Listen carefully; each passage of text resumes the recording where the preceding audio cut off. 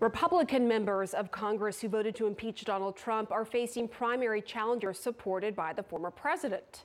For the record, some say those challengers are also getting help from Democrats. This is Peter Meijer, a Republican congressman from a district in Michigan the Democrats have not won since 1990. Meijer was challenged this week by former Trump administration official John Gibbs. Gibbs is also an election denier. Do you believe Donald Trump should still be in office? I do, yes. He should have won the election, and I think we Did he win? Do you believe he won the election? I do, yes. Gibbs won by fewer than 4,000 votes. He spent $334,000 of his campaign, but the Democratic Congressional Campaign Committee, or DCCC, spent $435,000 boosting Gibbs's ties to Donald Trump, and they even created a television ad. John Gibbs is too conservative for West Michigan. Handpicked by Trump to run for Congress, Gibbs called Trump the greatest president and worked in Trump's administration with Ben Carson. Gibbs has promised to push that same conservative agenda in Congress, a hard line against immigrants at the border, and so-called patriotic education in our schools. The Gibbs-Trump agenda is too conservative for West Michigan. DCCC is responsible for the content of this advertising. Well, some analysts say that ad actually helps Gibbs with some Republican voters. That's because it advertises the candidate's support for Trump, which could encourage Trump supporters to show up at the primary. And Gibbs is not the only election denier getting help from Democrats.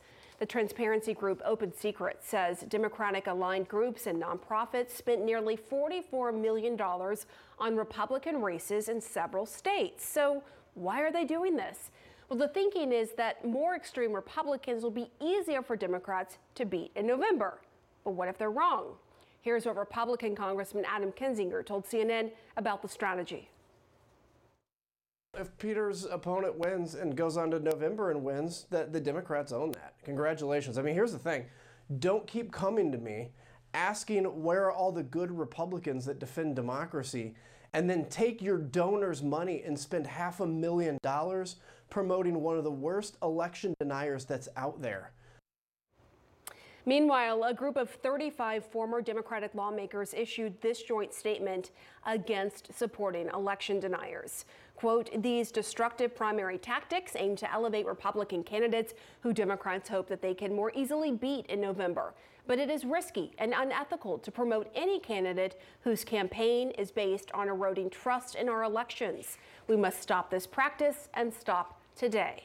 Now, the DCCC says its actions are justified because House Minority Leader Kevin McCarthy is, quote, an anti-choice insurrectionist coddler and conspiracy enabler, and we will do what it takes to keep the Speaker's gavel out of his hands.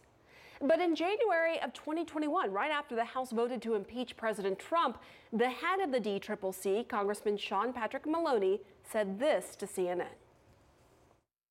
We've done our duty in the House, and I'm proud of that. I'm proud we had some Republicans stand with us, but we had far too many Republicans in the House who have aided and abetted this disaster, and they should be held accountable.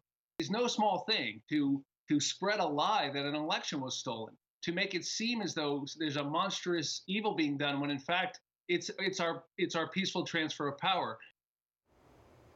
Did you hear that? He said that he was proud of Republicans like Peter Meijer who voted to impeach.